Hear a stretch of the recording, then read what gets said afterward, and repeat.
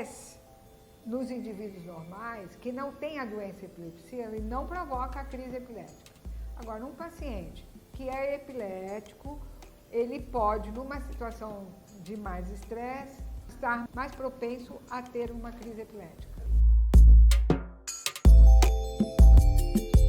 Bom, então isso é muito importante, porque existem vários tipos de crise epilética.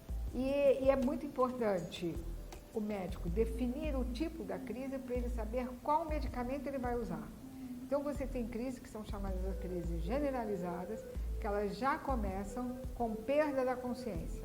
Então ele perde a consciência e se essa descarga se espalhar para os dois lados do cérebro, ele vai ter fenômenos motores nos dois lados do corpo.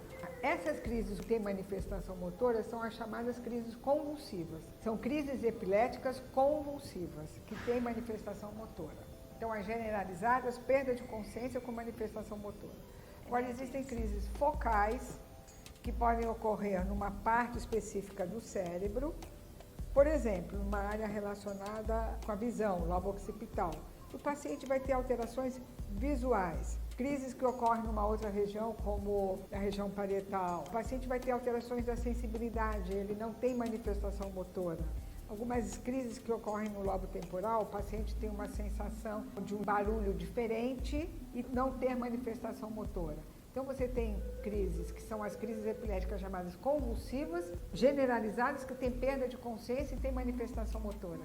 E você tem as crises focais, que não têm alteração da consciência, ou tem uma diminuição da consciência, mas ele não fica totalmente inconsciente, são as desperceptivas. E dependendo da onde ocorra a descarga, pode ter alterações sensoriais, da visão, da sensibilidade, da alteração gustativa, automatismos gestuais, como mexer na roupa, movimentos mastigatórios. Essas são as desperceptivas, eles não interagem com você, mas ele não fica totalmente inconsciente. Não. Então, como eu falei anteriormente, então aquele paciente que tem um acidente vascular encefálico agora, ou um traumatismo crânioencefálico, ou uma encefalite, ou uma meningite, nesse período inicial da fase aguda, ele pode ter várias convulsões e depois, uma vez tratado, ele ficar muito bem e nunca mais ter nada. Então, ele não teve crise epilética, ele teve crise convulsiva num processo agudo em vigência de uma alteração cerebral. A epilepsia é uma doença crônica a longo prazo. E um dos critérios da Liga Internacional e Brasileira de Epilepsia é que essas crises epiléticas ou crises convulsivas, para serem consideradas epilepsia, é que ela não pode ser provocada. Então, por exemplo, convulsão em vigência de febre. Ela foi provocada pela febre. Não é epilepsia.